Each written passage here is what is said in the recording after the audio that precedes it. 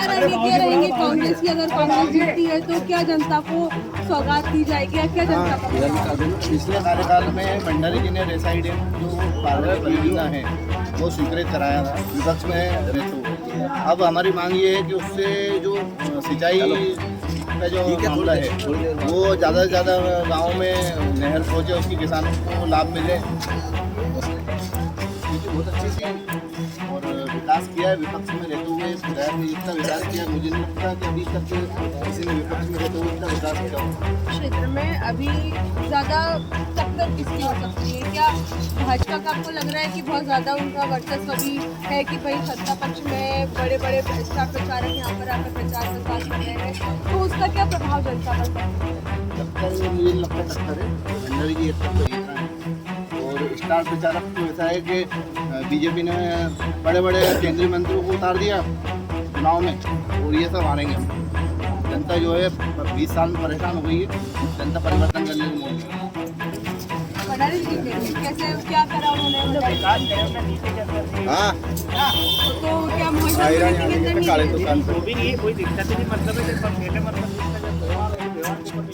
व्यवहार के ऊपर चलता है, तो आप बोल रहे हैं भंडारी जी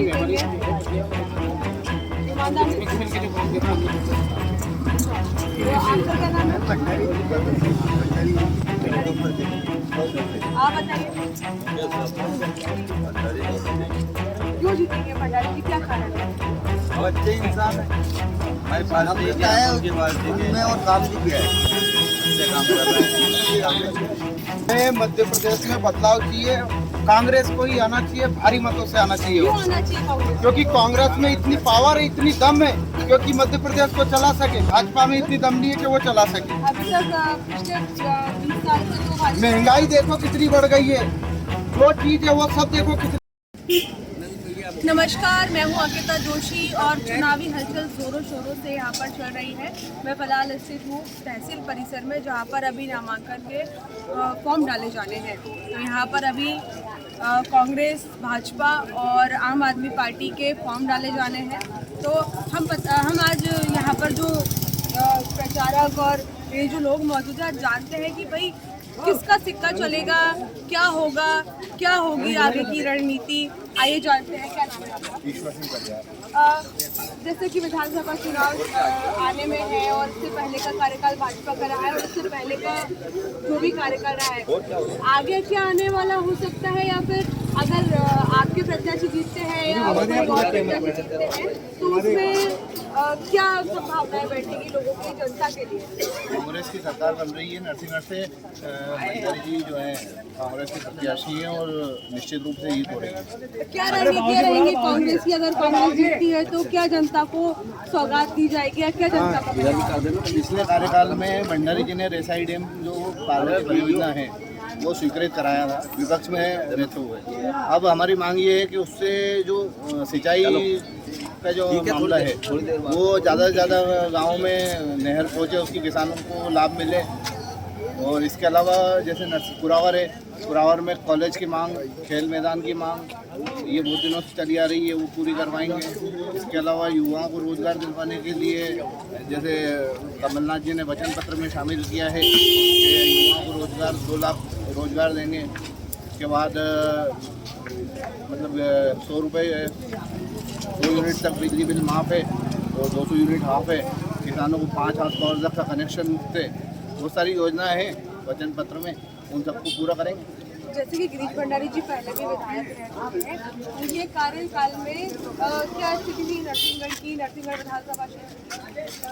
स्थिति बहुत अच्छी थी और विकास किया है विपक्ष में रहते हुए। विधायक ने जितना विकास किया है मुझे नहीं लगता कि अभी तक किसी ने विपक्ष में रहते हुए इतना विकास किया हो।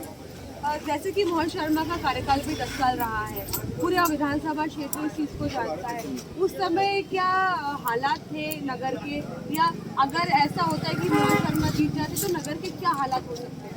10 साल में मुझे नहीं लगता बीजेपी की गवर्नमेंट भी थी उस टाइम पे, लेकिन उन्होंने विकास कहीं देखने को तो नहीं मिला। नहीं, कुरावर में जो है मुख्य मार्ग की जो समस्या थी वो पूरी नहीं करवा पाए। वो भंडारी जी ने विपक्ष में रहते हुए धरना आंदोलन करके उसको पूरा करवाया।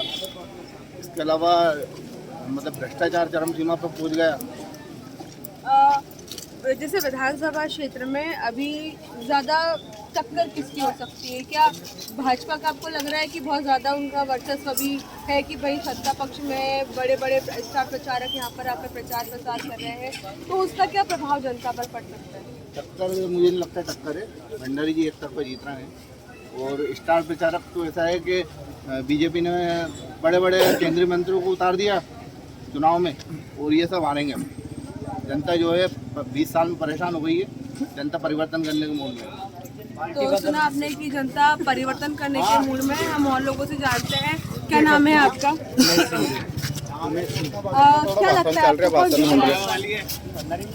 भंडारी जी जीतेंगे। कैसे, क्या करा उन्होंने? नीति के अंदर दिए तो क्या मोहित के अंदर नहीं? वो भी नहीं है, कोई दिक्कत नहीं। मतलब है पर पहले मतलब जिसका जब व्यवहार हो तो व्यवहार के ऊपर भी चलता है, व्यवहार के ऊपर चलता है। तो आपका है कि भाई गिरीश भंडारी जी। आपका क्या नाम है? अच्छा, क्या क्या किया उन्होंने आपके लिए?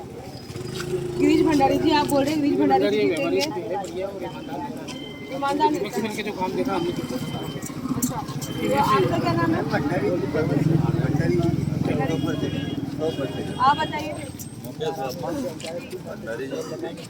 क्यों जीतेंगे भंडारी जी, क्या कारण है?